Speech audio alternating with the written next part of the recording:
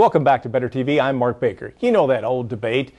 Does life imitate art, or is it the other way around? Joining us this morning is our life coach, Merci Miglino, to get some perspective on that. Good to have you back, Merci. Yeah, nice to be back. Well, with the Oscars coming up, I know you've given this a little thought and perspective. What did you come up with? I often, feel-good movie of the year. Movies have such a profound effect on us. Not just they take us away from the humdrum of every day, and they put us into fantasy worlds or situations we hopefully we never find ourselves in. But, it's kind of like every movie on the Oscars list of best movie this year, I noticed. It's an expanded list, too, by the way. Huge, and I can't say I've seen them all, but there's something about transformation.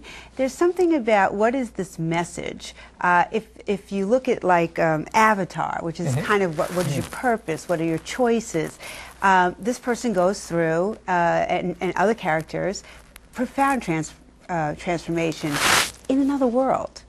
The movie itself is a bit transforming because it's the first time that technique has been used in such a big way. Such an incredible director. Exactly. So there's a lot of things. I like to look at what's next. Push the envelope. So what are the messages? And one of them is, that things can change. You can change. You have a purpose. There's a reason to be driven. I guess The Lion King, there's like all these movies out there. You really do have that thread. So I kind of look at that like, we are capable of that. The human being, even in a tough time between the weather, the environment worldwide, there's always something really awful going on if you want to look at it that way. But we have a tremendous capacity to change, to just transform, and the movies hangs on to that with every thread. Like adversity, there's always adversity in a good plot. Exactly. So how that character handles the... It can't move forward without some kind of crisis. So I say, you have a purpose, write out the movie of your life, figure it out. I love the whole technique of thinking, the movie of you, and where's the turning point, and who was that, and how did that happen? The other thing movies always encourage us to do is to dream big and dream now. There's always a sense of urgency in a movie. Crazy Heart is the other movie I really thought the story was about redemption and change, but transformation. And yet the character was always basically a good guy. He had dreams, they didn't go where he wanted them to go.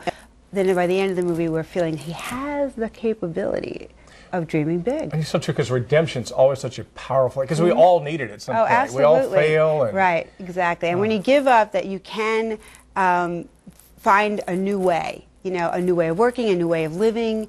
I think that that's really a critical part of what movies do for us. The other one I love, Up is that movie that everyone's talking about. It's an animation. People are like, I'm weeping in the theaters. I mean, it really, a life not lived is what that's about. Having dreams and not fulfilling your dreams, and what gets in the way.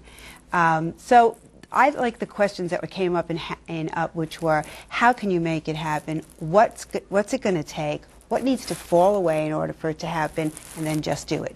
If you have to be a cartoon character to do it, then by all means get the outfit. So, hey, we learn from SpongeBob and Patrick all the time, right? Come on, amen. There's a message in those mouths. So, about 30 seconds left. What else would you like to lead with your best self. One of my favorite movies of this season was The Blind Side, based on a true story of a woman played by Sandra Bullock. Who I really enjoy as an actress, about seeing potential in this young man who's going through a difficult time. He's having an African-American experience. He's, falling into some tough times.